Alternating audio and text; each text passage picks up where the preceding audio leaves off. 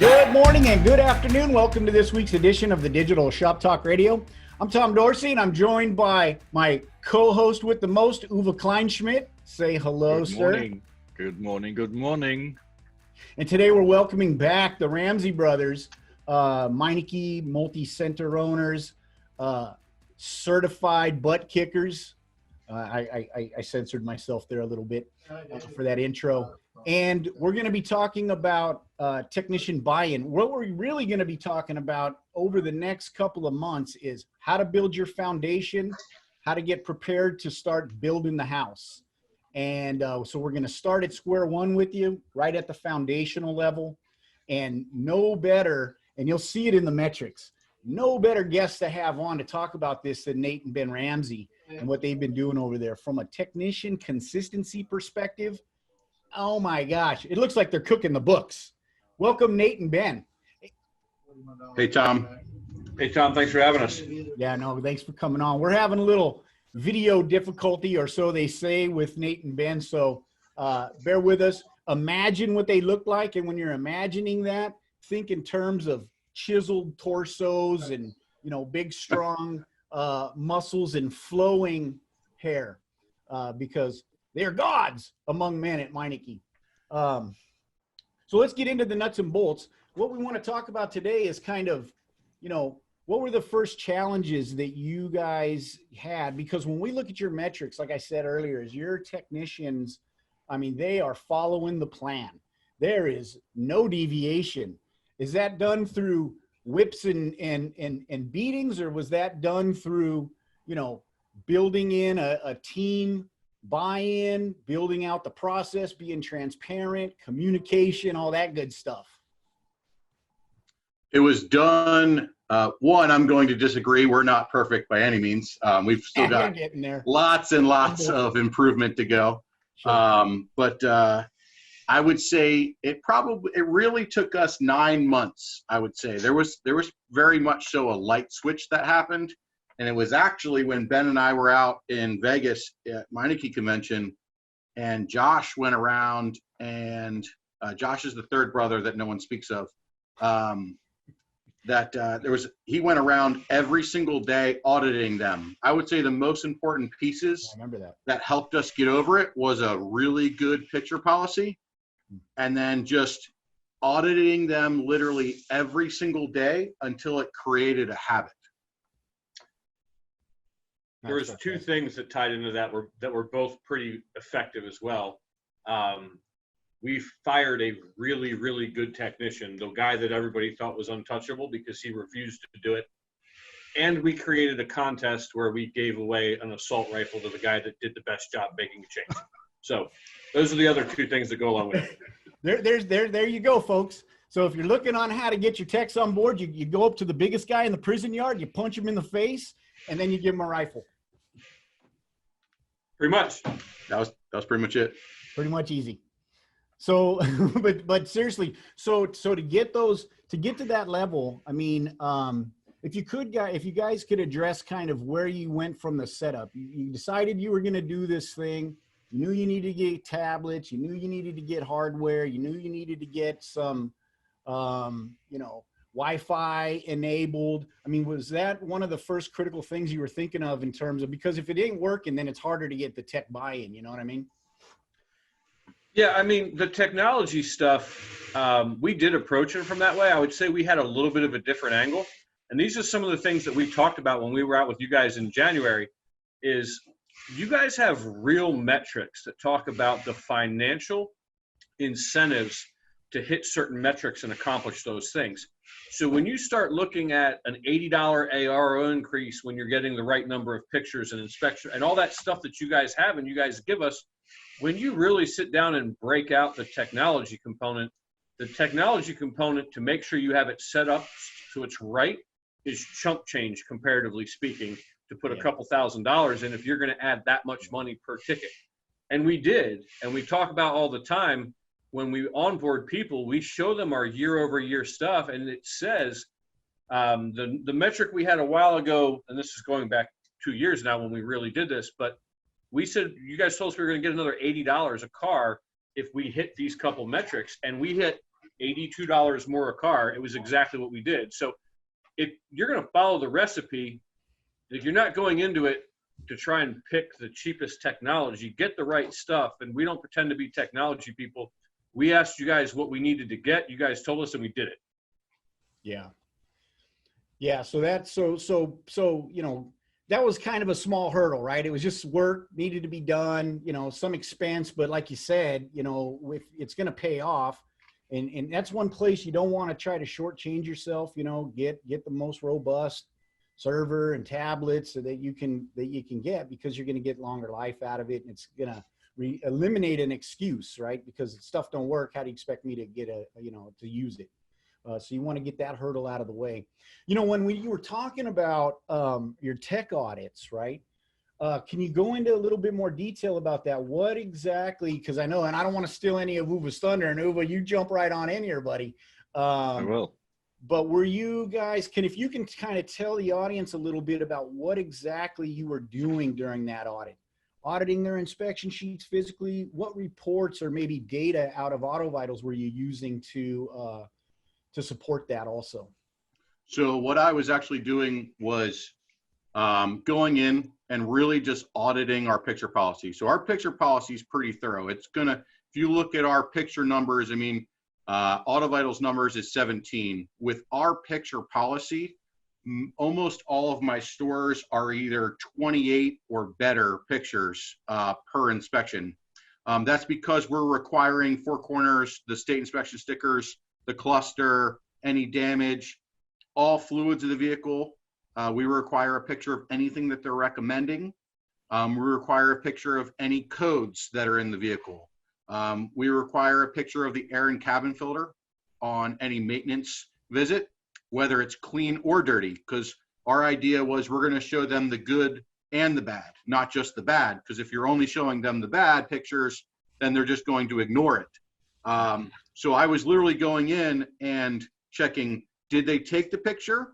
Did they not select that item at all when it came to, like, you know, brake fluid? We make them take a picture of the brake fluid with a brake fluid tester in it, because it's not Nate telling them that the brake fluid's bad now, it's the tester telling them that it's bad. I mean, our picture policy was very thorough. But that's ultimately what we audited. We also even took it a further step and said, did our service writer or manager estimate what was on the AutoVitals? Does the AutoVitals match the estimate? Because if it doesn't, that's going to be one of the biggest reasons you have technician pushback, because they're doing all this work and then your service writers aren't even estimating what they're recommending. And that's a real easy way to lose a technician's buy-in once you get it, if he's doing all this extra work and not seeing the results from it because his manager is lazy. Critical. That is a critical success factor. Wouldn't you agree, Uva? Oh, it's probably one of the biggest, because Uva beat that stuff into us for years. there's always, you know, also, where do you pick up the shop? Inspection by itself is nothing new, but there has always been kind of, depending on the relationship between the back shop and the front office, right? You know, keyword pencil whipping. If the techs don't see that their efforts pay off, that's just not great. And it was just not possible to measure that before going digital. Now we can measure it, and we will talk about this in more detail later on. I have a question for you, Nate. How do you do the audits really, you know, from a schedule perspective? Do you do during lunch, pay them lunch and then review it, or is it before hours, after hours? How do you schedule audits? And do you do that with all techs together or individually? Right, so we use an iPad program, and what I do is I go in individually. My whole job is operations in our company. So I go in and we call it doing a bag audit, where now I take an entire day and I look at an entire day of invoices, and I'm going to look at it on every single invoice for that day, and make sure the technicians are doing their job. But it's the iAuditor is what we use. And I can then email the manager results, but ultimately I'm going to I print off pieces of paper, and I also give him, with notes on each one, with what was done wrong, but they can get an overall snapshot through our app that we use to do the audit process, and they can see it at a glance. But I'm also I'm also going to take that manager aside and go, hey, this is what this individual, and this individual are not doing correctly. You need to fix that. And, just readjust fire on how to, get them back on course. Because, it's a forever battle with technicians. It's never going to be, they just want to do it and, it's easy. Don't get me wrong. Our pushback nowadays is not near what it was, when we first started. But, you're always going to have to realign your technicians on a very regular basis. If you stop doing that, then they're just going to get off path and do whatever they feel. And they're going to do cherry picking just like they do with a pencil whip inspection. So that iAuditor program, it gets into way more than just AutoVitals. But what's awesome with it is it works similar to AutoVitals. And when you go in and you do an iAuditor and it goes over your AutoVitals, it has all the questions preset up. So you're literally going to enter the invoice number, and then you have drop downs, and you're just hitting a couple keys. You do the audit, it scores it for you, and then it turns around and it saves it for you. So it's there for forever. So when you do an audit, it's just like doing an AutoVitals. It's making a receipt of it that you have to go over with the people, and you can track progress and all that stuff with it. And the reports that I use in AutoVitals that queues now that we're a little more streamlined with it, the report that I use to identify a problem to make me go deeper is absolutely technician effectiveness. That is an awesome report. I can look at a shop and I can tell when a guy is or isn't doing a thorough job just based on the numbers when you're looking at the technician effectiveness. That is one of my favorite reports. I know I've asked before, I really wish we could click on a guy and, have a hyperlink to where you can access all of his individual reports. That way, when you do see a problem from technician effectiveness, you can go directly into that guy's and a list of all of his inspection reports and really dive in deep to what was the problem. And you can start to find those 300,000 mile cars that had no recommendations. Yeah, makes sense. I would love to take it to the audit level, and even that you can give, grades to quality of pictures and stuff.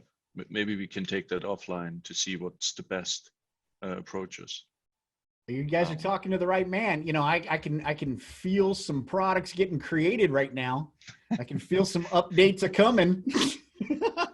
That's fantastic.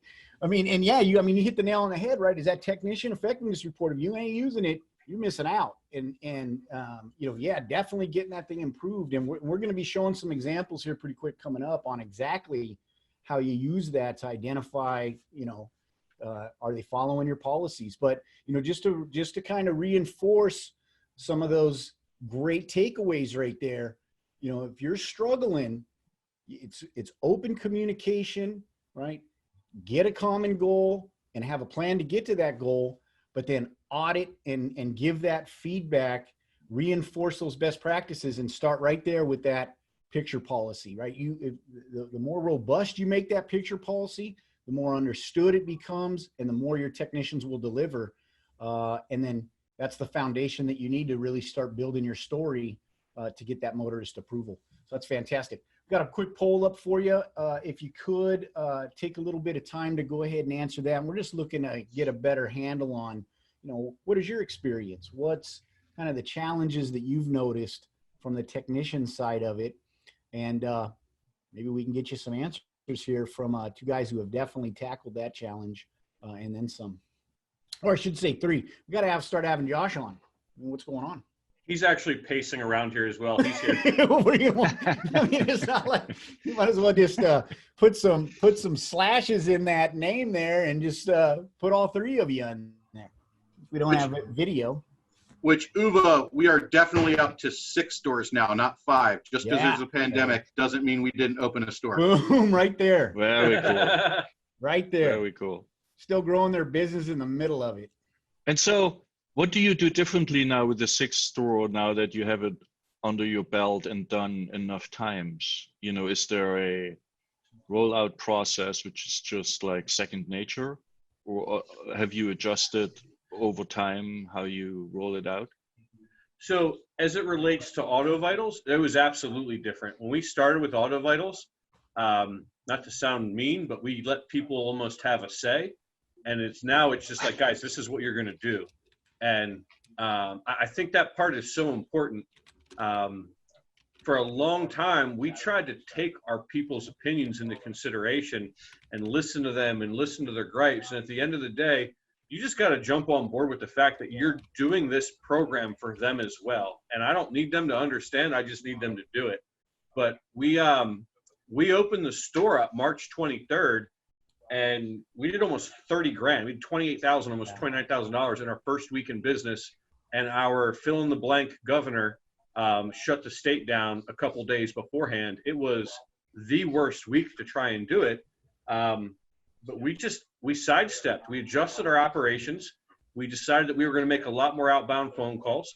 We got signed up with you guys to do the text messaging and more updates and stuff with you. When we lost our national advertising budget, we're like, we still got to drive cars and try some other stuff. So we just sidestepped and we leaned on our operations, our AutoVitals, and our financing to keep having strong weeks. And is that, you know, everybody lines up, I'm going to tell you how to do it, or what's the process? I mean, honestly, I've injected, because I do the hiring as well. We're telling guys that this is how it's going to be from the interview.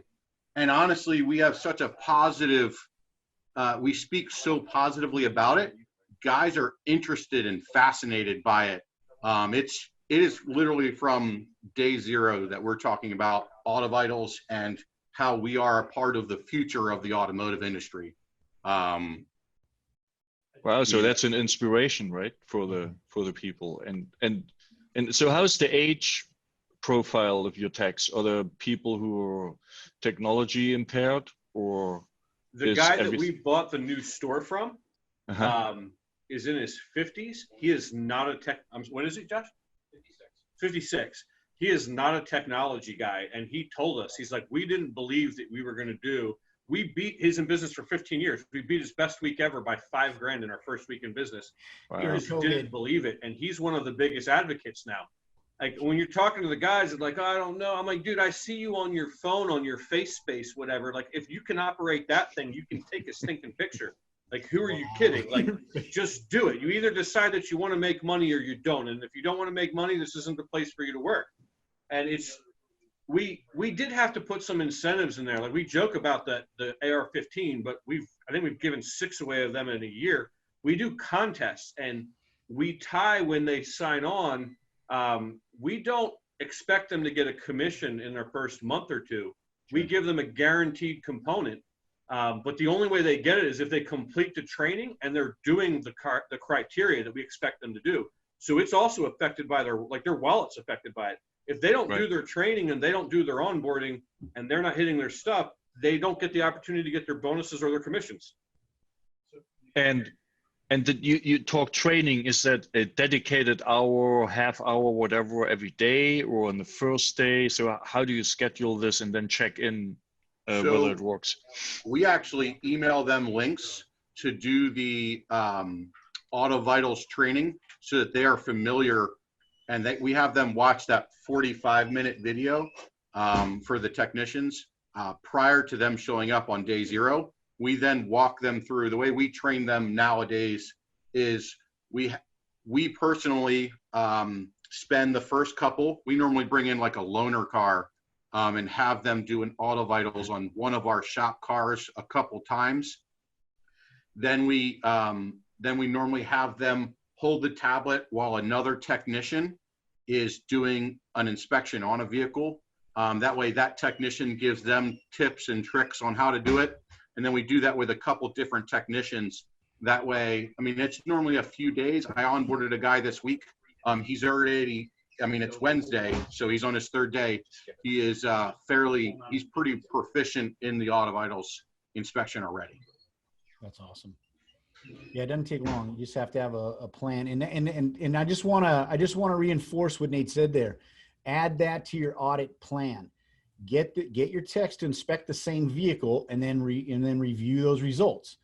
You'll see who's missing certain things, and it'll give you a good idea of how consistently your techs see a vehicle, right? And how they follow the process, because you need to have a flow built, right? You need to have a pattern for the inspection also. Where do they start? They start at the front left and walk around, and what do they do at each of those steps? Think in terms of efficiencies, right? And scalable is the more that they can do in this area before moving on, your inspection should be set up that way, and then they should follow it consistently. And so you should see very similar results if they're inspecting the same vehicle.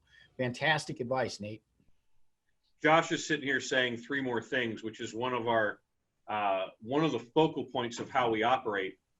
When you onboard and train a new technician, and even when they're not new, you forever have to have somebody go back out, and we call it find 3 more things, where you're going to go out, and after you look at that vitals, you're going to go out and look over the car and spot check them and see if you find stuff that they missed, because when you're looking, you have to check their inspections, and you have to make sure that they're finding them correctly. And especially when you have new people, you want to go out and get eyes on that car and be like, why didn't you get a picture of this? Or this is how I want you to handle this situation. It's got to be interactive so you can bring them up to the level of what you want. And if you don't ever look at the car too, you're never going to know what they missed until the thing comes back the next time and somebody else looks at it. So, and real quick, Josh, so from a production manager's perspective, or so to say, there's going to be guys that say, yeah, it's nice that you've got all that, time to be able to do that. But I'll tell you what, if you give that feedback early and often, you don't have to continue to give the same feedback for years, right? How do you approach that, Josh, when you're ramping somebody else new and then enforcing those policies that you have in place? So if I can add, I've been called worse, but go ahead. If I can add, who is doing what you just said? Is it the service advisor, the production manager, the location manager? Who is going back to the car and identifies more opportunities? So that's a little different from store to store. I mean, we have a store that we're adding 4 more bays. It's going to be a 12-bay shop, and we got a 4-bay shop. Sometimes it's the lead technician, and you tell if it's that guy's the lead technician, you explain to the lead technician, like, we need to make sure that this guy's doing thorough inspections, because if he's burning through cars, he's taking cars from you, and it's affecting your production as well. So there's an incentive for that guy to do it. If we have a service manager, which is what you're, I think, calling the production manager, it's the guy that's in the best position to do it and is in tune with cars. We have stores where our store manager, you send him out to the car, he's not going to know the difference between a control arm bushing and a motor mount to some degree. Like, it's just not his thing. So you have to have somebody that's going to do it, whether it's a technician, if it's a service manager, if it's a store manager. You're always going to get a better result, and you're going to get a better inspection if they have the fear or they know that somebody else is going to come behind them and look. So whoever you can have do that on a store-by-store basis. As far as how do you come up with the time to do it, I mean, right now we have more stores running a $600 to an $800 ARO than we have running under a $300 ARO, because we're getting more out of all of those cars. So it's not changing how much money you can do in a week. It's changing how many cars you need to do it, and it's doing it to your favor by increasing your ARO. I mean, that is brilliant. There's a lot of people out there that want to emulate that. I'll tell you what. As a matter of fact, folks are asking about where do you find those videos? You guys catching that stuff on help.autovitals?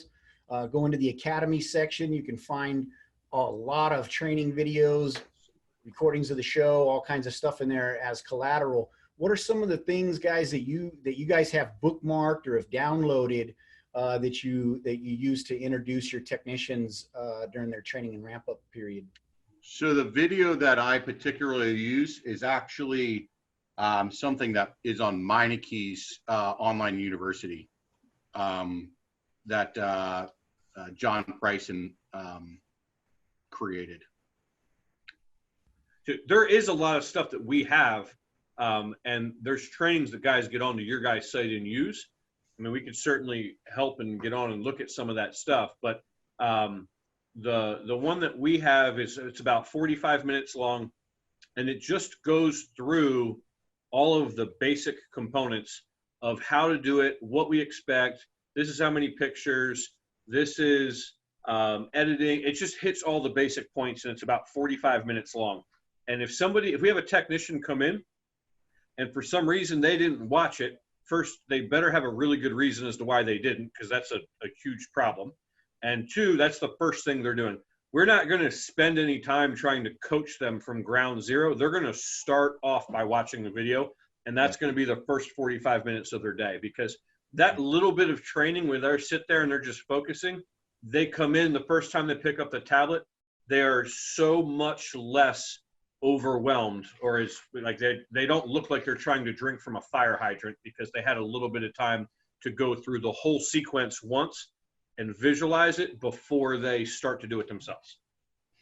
Yeah, no, it's a great way to get that situational awareness right from the jump, and then you set them off, and then they get it and they understand, and then it's just repetition and muscle memory development, and then they're following policy, and then that's how you see a guy in 3-4 days start to put up results from a strong way. If you're not a Meineke shop, don't worry about it. That what we're talking about here is the Meineke version of our initial boost or IB video. You guys get that from your trainer. It's on help.autovitals.com in the academy. There's a whole series of stepped training videos that you can start out, and the one we're talking about today is the initial, because we're talking foundational development today, and really how to set yourself up for success. And to the point we were making earlier is, the more you front load it, the more you get it done up front, the easier it is to maintain it over time and then reap the benefits of that and have that success. So go ahead and bookmark that. We put the link there inside of the chat. You guys can copy that down, get over there and put a bookmark on it and spend some time in there, because it's a great resource for you, depending on what you need and what stage of your development you're in, all the way from the basic building blocks all the way up to very advanced tactics that you can use and implement. You'll find them there at help.autovitals.com. Oh yeah, thanks for putting that link in there. Perfect. Fantastic. So let's talk, let's transition a little bit and let's get into the nuts and bolts. Let's start showing folks, if we could, Uwe, we talked about that technician effectiveness report. I wish I had a poll in there that says, do you know what the technician effectiveness report is? Yes or no? Because it's one of those things that, unfortunately, as a matter of fact, I was talking with Uwe about this last night. It was one of the very first things that we implemented when, back when it was paperless back shop. You had technician effectiveness report from day one. Let's talk a little bit about how folks find that, Uwe, if we could. And then, Nate, if you could jump in and we'll just kind of audit a little bit your technician effectiveness report, and we'll take a look at the good, bad, and the ugly. Cool. So everybody should see, it's a little small, but that's on purpose because I want to show you the overview. This is one of the Ramsey brothers shops. Great names. And what you would see with the right configuration is that everything which is yellow is a tendency to pencil whip unless it's the walk around. And everything you see in red is the tendency to over recommend. And I'm saying tendency because depending on your policy, it might be exactly what you desired as a result, and it's not over recommending or it's not pencil whipping. So only you can know what the results really mean. But you see then visually with with yellow and red, the two extremes, and everything which is white is in the good region. And what I would like to do, Nate, is take a snapshot out of it, which is this one, and let's talk about this a little bit. So let's go back to explain what it really shows. It shows all topics on the inspection, and then how many inspection topics have been, oops, are we still good? Yeah. Okay. How many inspection topics have been recommended by the tag, which normally would show up here at the top of the report, right? So you have the technician name up here, and then you have what is the tendency, how many % of the topics have received a recommendation during the time of the report, which in this case is 3 months, right? And then you see it also for the whole shop, right? So there's a summary, and the first indication whether the report is really saying anything is here at the top of the report. It says how many inspections have been done by an unassigned tablet, right? So some people share a tablet, which we think is a big no-no, because then you don't know who really did the inspection, and this report is kind of useless, right? So that's the in technician effectiveness report Nate was referring to. Now let's go into a little bit more detail. So now you should see all the different numbers. So you see 3 tags, and the far right, you see the shop total. And so my first immediate assessment would be awesome job on air filters and brake fluid. And that seems to be kind of a correct me if I'm wrong, shop policy. Yeah. Right. Yep. And then for some, like transmission fluid and engine coolant, right, there's a big difference between the third tech and the other two. And then if we go all the way down where you see the tires, it seems like the tires overall don't have a big focus on your inspection. And that's just me interpreting the data. This is Dakota. And maybe you can even, you already know what center it is just by looking at those data. I know what center it is, and I'm pretty sure I could pick out which technician is which line. Good. So yeah, can you talk about, the air filter, brake fluid? So can you confirm this kind of, you train your technicians to pay attention to this? Yeah, absolutely. So our air and cabin filters, they're required to take a picture of it. So when you require them to take a picture of it, whether it's clean or dirty, that eliminates, I checked it, but it was good. Okay, right. They can't just click that it was green. That was one of the reasons. The other reason is we don't want to show them just bad stuff. Right. One of my favorite things to initially look at on this sheet is actually the top. What you had hit on, Uwe, was the average number of topics, right, and that they're selecting. And I knew just from that line what store this was, because this is actually one of my lower recommended stores. Almost all my shops my technicians are all going to average between 10 and about 14% average topics, right there in the top. Yep, the very top line below how many cars they do. What I really like to hone in on this is, I mean, for my personal technicians, it's, it's weird. A shop, we always all talk about, well, hey, we sold 12 timing belts this week. Well, it's just like when you buy a new car, I think. When you buy that new car, you start seeing everyone else driving the same car. And it's the same thing with technicians. Well, they see their buddy doing a timing belt, so they're like, hey, I should maybe check that timing belt too. And that's not by coincidence. So you'll actually see, if you watch this stuff really closely, many times you'll see not only trends within a technician, what he does and doesn't check on a car, but also trends in a whole shop. Because, I mean, right now, my Lancaster store, the whole shop is down for number of brake fluid recommendations. Well, come to find out, they needed AAA batteries for their battery tester. How stupid is that? That we, we went, 2 weeks without batteries and a battery tester is why we weren't selling, $90 brake flushes. That's awesome. So Nate is referring to those numbers here, right? So you see the average of all topics and then the total of inspections done by the technicians.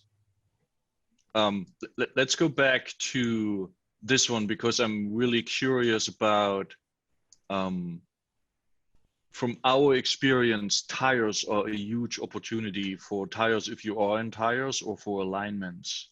Yep. Is there a particular reason why your focus is not so high on this? So part of my picture policy is on, they have to take a picture of every tire with the tread depth gauge in the picture. That does two things. One, if I ask 3 technicians what the tread depth of a tire is, I'm going to get 3 different answers.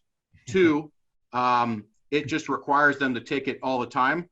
And this, actually, I know my middle column technician is actually Dakota, because he's one of my worst recommenders for tires. And his numbers are actually up for this. At the end of February, I want to say he had recommended about 4 tires for the year. So he's doing better. One thing that I don't know if other people have this issue, but it seems like a lot of technicians only ever recommend one of the tire lines because they can select 4 tires needed as what the fix is. So they essentially then they kind of pencil whip the rest of them. So typically what you'll see, and not so much at this shop, but typically what you'll see at some of my shops, like the front left tire is the first one. So you'll see the most recommendations. Actually, you do see it in the first column there. He has 42 of the we're 76 versus nothing else is even half that. They will recommend all 4 tires or 2 tires in that front left one. Which skews the percentage. Which skews the percentages slightly. Makes total sense now. Cool. What else do you use it for? I don't want to miss anything before we go to the next. I mean, that's primarily the other thing that I use it for, because we don't really use the CAN jobs as much as we probably should. M-Key's integration with the parts and stuff like that isn't all the way there. The new point of sale system is coming very soon, and I'm excited for that, for the full integration. But so what I also do is I record on a spreadsheet how many recommendations there are, and then I go in and I audit how many recommendations there are from the manager, and how many were actually sold, so that I can see how effective the manager is at selling those items and how often he's actually recommending it.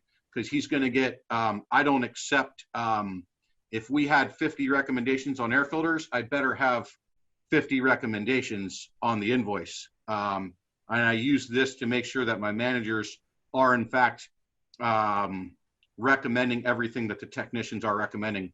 Because, and when you have the red columns where you have a technician that's way over recommending, one of the things that we constantly train our managers is, if your answer is that guy is over recommending, you need to edit that inspection sheet before you send it out, because otherwise we're sending out a product that we don't agree with ourselves. So the answer of I didn't recommend as many as they recommended is never an excuse for my service writers or managers. Yeah, and for folks that are looking at where to start, this is exactly where you start, right? As you download that technician effectiveness report, you take a look and you want to know where to start your audit. So it's going to tell you right there which ones to open up first and start to dig in, and which ones to continuously monitor and give feedback until you see the consistency that develops. Real quick, guys, we got a couple of questions from the audience. First, we'd like if we could just talk a little bit about your definition of pencil whipping. Pencil whipping is something that doesn't exist in an AutoVitals shop once you get up to speed, because usually what happens there for, why pencil whipping happens, there's a lot of different reasons inside of your operation. But the most part is if I don't think the service advisor is going to sell any of this work, and you're not paying me 30 minutes to do an inspection on this vehicle, I'm just going to go through and go, yep, this is all good. And that's pencil whipping, right? And that's one reason, but there's a lot of reasons why pencil whipping might happen. What do you guys kind of define that as in your shop? Or what do you pencil whipping is recommending or not recommending something when you didn't even look at it. So, if you look at the third column here, obviously the individual in the third column, he's recommending a lot of your fluids and flushes at a very high rate.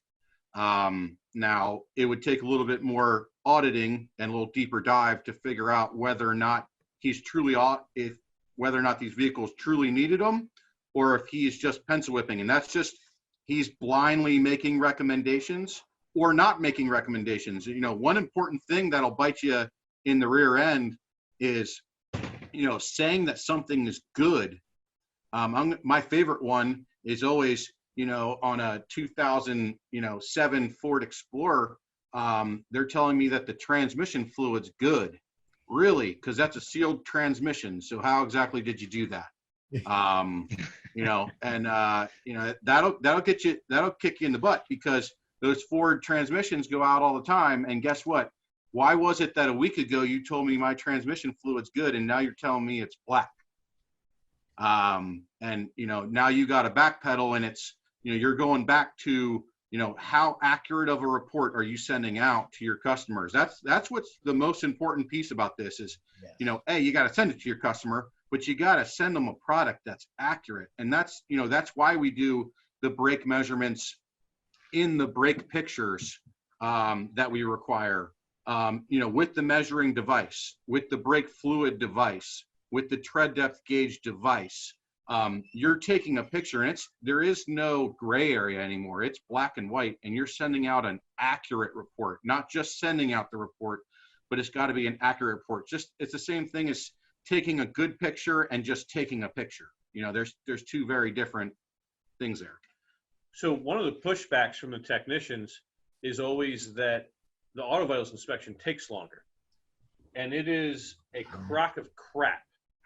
If it takes longer, it only takes longer because it eliminates their ability to pencil whip. Yep. Now, you can still pencil whip an AutoVitals.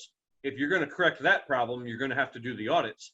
But the amount of time that it takes to take your finger and touch a button is substantially less than it is to write some of the stuff out.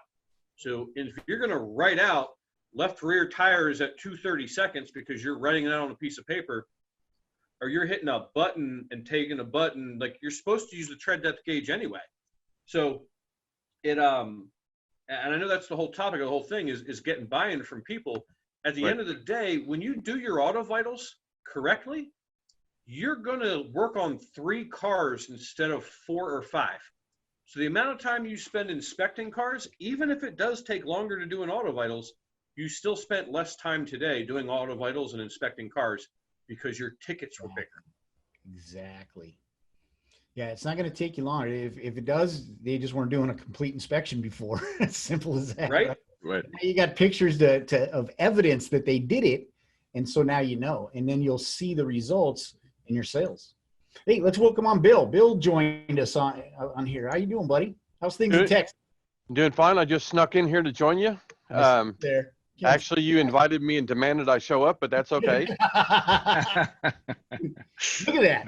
Look at that consistency. That's what I was talking about earlier. This is, I don't know what center it is, but this is one of their operations. And I mean, that's incredible. I want to add a little tidbit to the topic before, but we have to watch the time because we have some goodies still to come. Oh yeah. So there's a simple psychology at work, right? Technicians who know their service advisors over-recommend the topics they know the service advisors sell well, right? And everybody has a sweet spot, whether it's a technician or a service advisor, right? So it's both the pencil whipping in terms of let's get it done, and on the no matter what, and then on the other hand, I know the sweet spots of my service advisor and I over recommend on that end, right? Both is what we have observed. But moving forward, inspection rate, right? We wanted to talk about, for everybody in the audience, what are the basic steps you do in the beginning? First step is you look at the technician effectiveness report to even see the quality of the inspection and the behavior of the inspection. Yeah, if Then, you've never looked at it before, make sure you're sitting Yes. down the first time you look at it. you will see things you might have guessed before because you know your people, but now you have data about it and there's no emotions in data. So that's the beauty about going digital. And so here is congratulations to the Ramsey brothers, right? That's an awesome inspection rate. But I know now the AR-15 enabled that, so we will.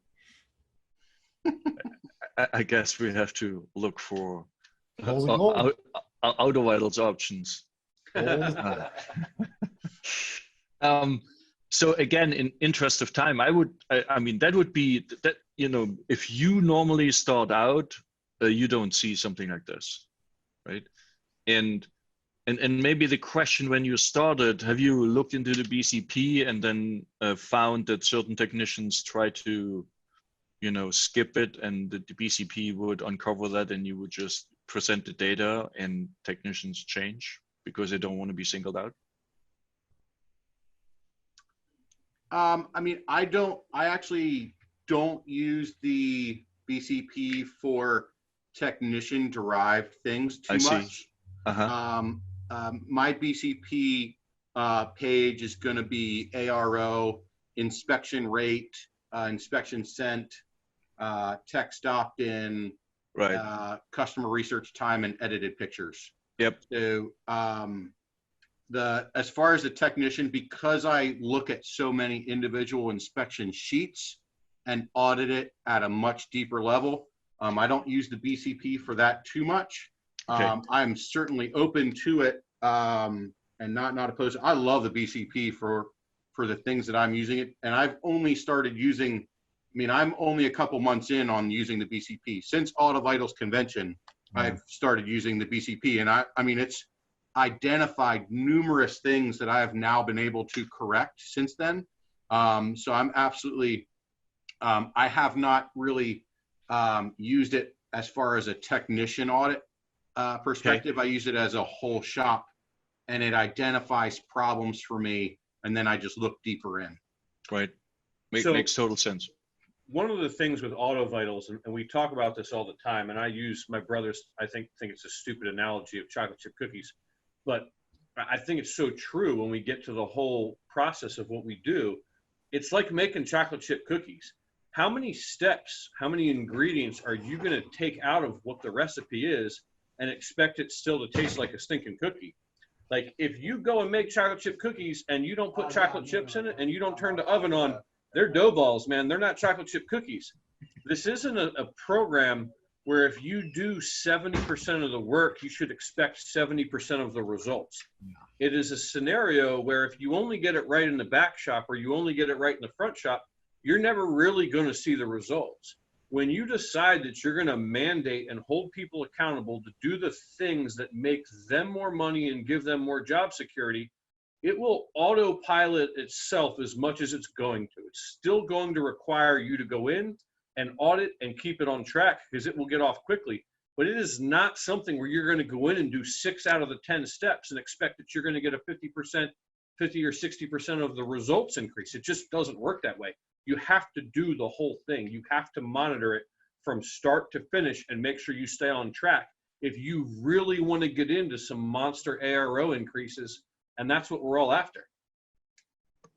Awesome. Thank you. That's an awesome analogy. I would have used the sport analogy, right? You can be good in dribbling and free throws. That doesn't win you the game. And I always say you can switch the quarterback and the center, but it probably play ain't going to run the same way. So same thing. Yep. That was actually one of the biggest challenges we had. Was initially what we figured out, and this is what made us mandate all yellow and red topics have to be on the invoice, was our technicians were doing the inspections properly, and they were getting frustrated because the managers weren't recommending at the same rate that they were. Yep. So pardon the busy graph. So let's digest it a little bit. The next step after technicians have shown that they follow the picture policy and do the inspection rate would be to create what we call quick wins, right? If you start with, I don't know, 50, 70 point inspection sheet and want to have immediate results on the whole spectrum of inspection topics, that might be too high of a jump in the first phase.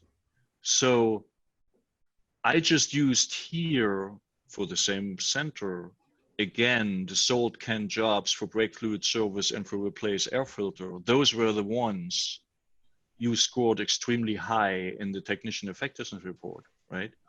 And here you see, and Nate, you already said you're not using the canned jobs as religiously as the report assumes, but you can see here that independent of car count, so the car count doesn't have a big influence of how many of those jobs are sold.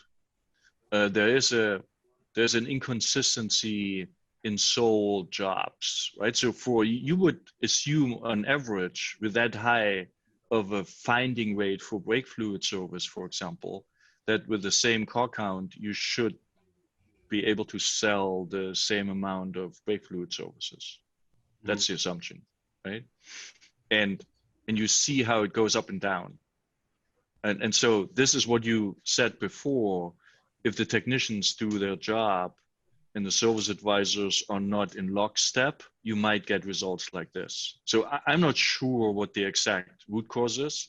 I just looked at the data and saw there's a certain inconsistency. And I would love to hear how the motivation to the techs in identifying those things that they're getting sold in goes along with showing them what the service advisors sell or don't sell. Am I making sense with my question? Or was it a long speech? So, I mean, basically, the way that I reassure my technicians is I reassure, and they know, and we make it clear to them that I'm auditing the manager as well. Okay. I think that's the answer to your question is basically yes. I'm reassuring the technicians, and that, hey, I'm watching them just like I'm watching the techs. I'm watching their managers and making sure that they are recommending what they are supposed to. You're looking at my worst shop, so I knew what but I mean, and honest, truth be told, that manager is not there anymore because he doesn't do a good job at selling. Yeah. But it's essentially, I mean, that's how you maintain the technician buy-in. You don't want to throw your manager under the bus. Yes. And tell the technicians that he sucks at life. But by all means, like my technicians, again, this goes all the way back to the interview now. I'm talking to the technicians and we give them that example of how, I can monitor how many times you're recommending something and then how many times your manager is recommending that to customers. And then we take it a step further and how often, what percentage of the time is he actually executing on selling that item, because that's important too, because, you know, like you said, Uwe, you know, with a manager, there's a sweet spot with him, and that is, you know, what they're good at selling. Some of them are good at selling transmission services because they worked at an AMCO before. Some of them are good at selling brake flushes or whatever. And when you audit down to that depth, you now understand what they are and aren't good at, and you can then coach them so that you can correct these numbers on what they are and aren't good at, and continually improve everything. Because I mean, flushes are something I look at every single week, because flushes are the gravy of the gravy in our industry. And I don't understand why nobody does it. I've never met a shop owner. You know, I talked to Pineapple Leprechaun Massawick up in, you know, up north there, and I don't even think I think they still have snow. But, you know, I talk to him all the time. We talk about I talk about the number 4 store in the country for Meineke only sold 28 thermostats. You know, it's just, but you got to coach your guys. And right. You're constantly reassuring your technicians that you're watching the manager also. That's how you keep the technicians on board. And, you know, when they have a down week and they're frustrated because your manager isn't selling anything that he's recommending. So do you ever use the data to make pairings, like to put a tech that might be struggling with a service rider that's high speed, and then kind of through that pairing, they kind of, you know, rising tide floats all boats? Absolutely. And I honestly, I kind of look at that in I look at that at a shop level also. I mean, I look at, because I've got 3 shops that are all within 10 minutes of each other.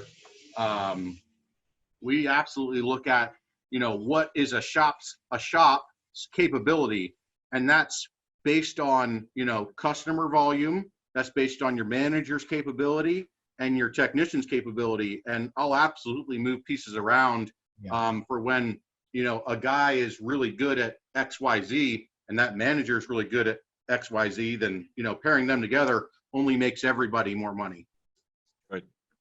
So Tom, when you're looking at a graph like this and you go ahead and see that we've got these valleys in here where there isn't anything being done, this is where I start working with them on the quick win process.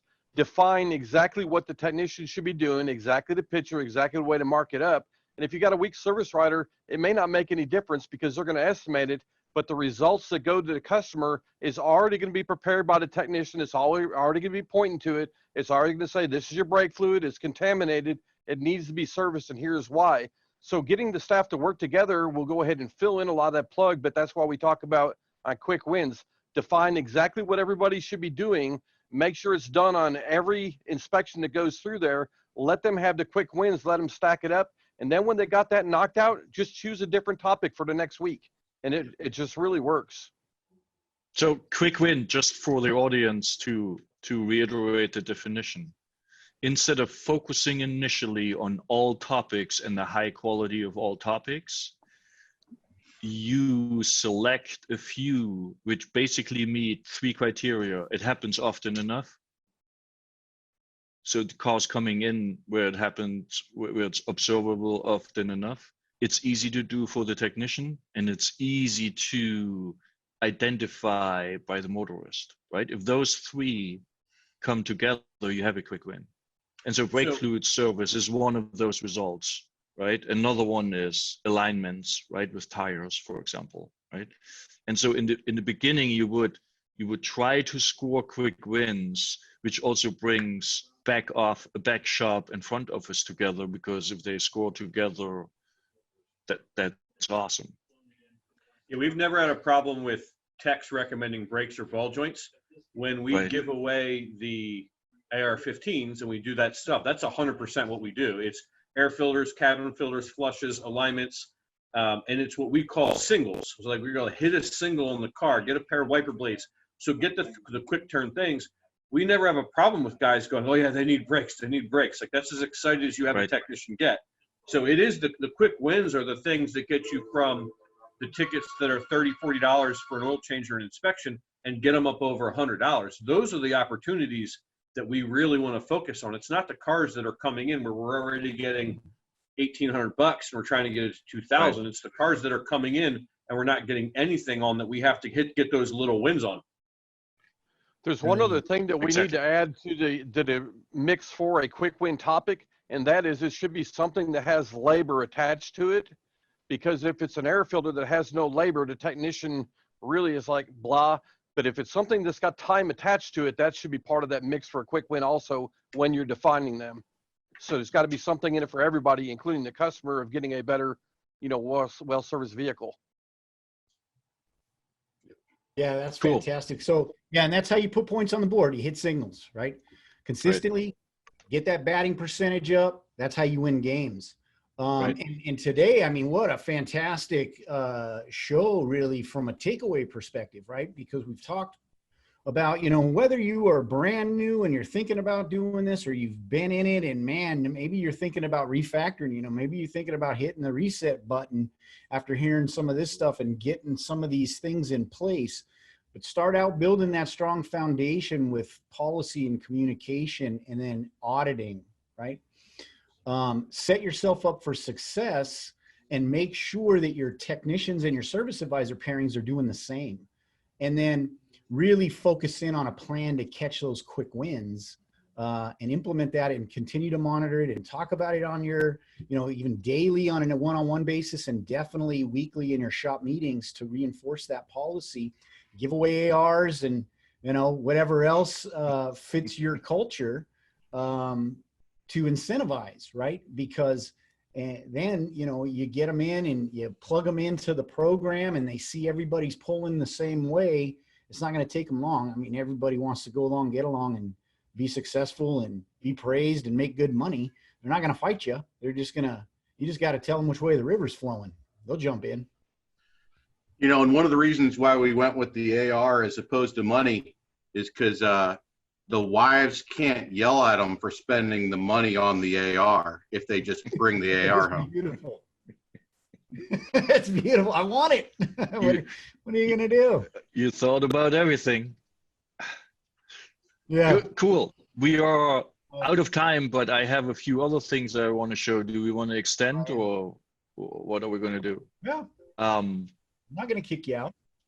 Let's just keep going. And again, for the audience and for everybody, this episode is really focused on the technician. How do you enable the technician, motivate, incentivize to do an awesome job in the digital shop? Next week is Service Advisor Week. Yep. So we're going to do a similar in-depth discussion about the Service Advisor. Before we want to let you go, I would like to show you what the new version of the tablet, what we call Guided, is going to help the technician with. And here are a few tablet screenshots. And if you already know the existing system, then you know conditions in our existing systems are drop downs, right? Which takes a few milliseconds longer than this. Here you see all conditions on one page and just tap, and then the page automatically advances to the next page, right? So it's even less taps, and you see everything in one. You don't need to scroll through some drop downs to figure out which one you're gonna tap, right? It's much easier to digest and react on. And then one of the biggest observations we made before and have now changed this is, number one, texts have creative spelling. We know that. Number two, it takes a lot of time to type. And so what in the new system is going to be available is the customer notes are pre-worded already. So a tech can look at it and either take it because it hits exactly and describes what he found, which in most of the case should be the case, or just edits it over because there's something else he wants to add, right? We estimate that to be an up to 10-minute savings per vehicle for technicians who are doing a religiously thorough job today. And for everybody who today doesn't have the time, takes the time to enter the notes, voila, you have now notes, right? It also saves the service advisor's time. The other one is picture quality. We will show here in the upper left corner a reference image. And that reference image shows two things. Number one, what's the picture you should take, right? And where to point the arrow, right? We try to make it that simple. And then once you have taken the picture, the arrow appears automatically and your finger just needs to move it or rotate it or whatever you want to do with it, right? So that in combination makes doing an inspection in the future even faster and interestingly more thorough, because we give some guidance on how to take a picture and the customer notes are pre-worded in the right language, so the service advisor might not even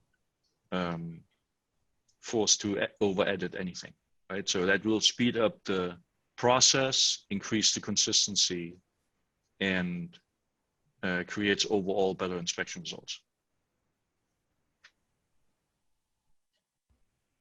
So Uwe, real quick, you got a couple questions. Terry Kennard's asking, you know, Yes. will you have the ability to create hand technician notes? And technician. I'm not sure I follow. So what you're saying, will we have the ability to create template notes for the text to choose from when typing their notes? So the template notes is the pre-formulated notes I just showed. Exactly. Yes. Yeah. And so Yes. what that is in the guided version, you're going to have those suggested notes. You can select them and keep them as is. You can edit them. You know, I always Yes. recommend putting a little flavoring in there so that it doesn't look like a canned message, because folks will start to ignore them. So you want to personalize them and it's saving time from a text perspective and from the service advisor's perspective to get it done and get it out the door. So yes, Terry, those are in there if you're in the guided end of it. And really, you know, folks that are thinking about this and, you know, waiting for the release, you know, think of the guided version of all the stuff we've just been talking with Ben, Nate, and Josh. Is really, that is the guided version is the path to do and to establish those fundamentals and that foundational best practices and that strong base to grow from. So when it's out, when you get a chance, you know, we're kind of taking bets around here to see, you know, what's going to be the reaction from folks. Do they turn it on and try it out, or do they turn it on and leave it on because it forces a process consistently that hits all the best practices? And it's not going to take any more time. We've talked about the time of doing inspections today and hopefully gave you some different perspective on that, because it's not about the time, it's about the results. Yep. We're going to leave it on. Yeah, see, they're leaving it on, right? Because it drives the boat. It's an autopilot, you know? Right. You can lean back in the lounge chair and drink some Tattered Flag bourbon and, you know, dream about the next 10 centers you're going to be opening up down the road. So that's how winners do it.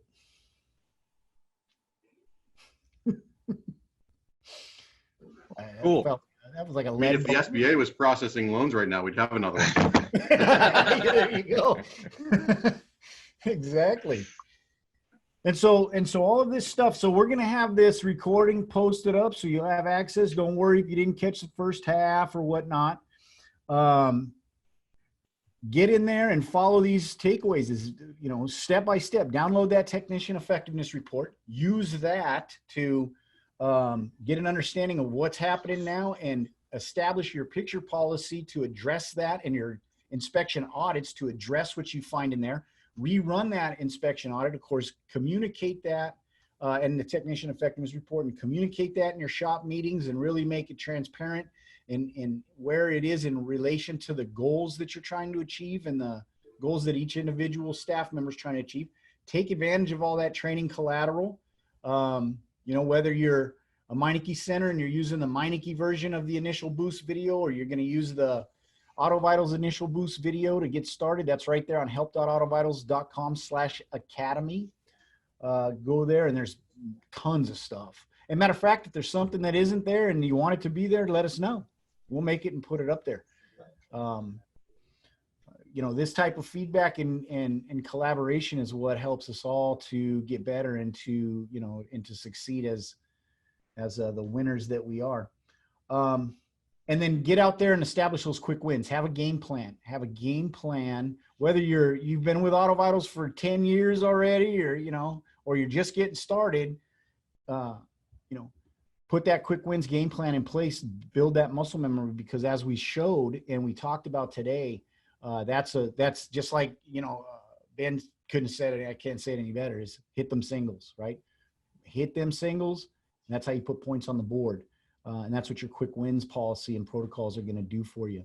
Uwe, anything else that you want to add to that from a takeaway perspective? What folks should be doing as homework before we talk service advisors next week?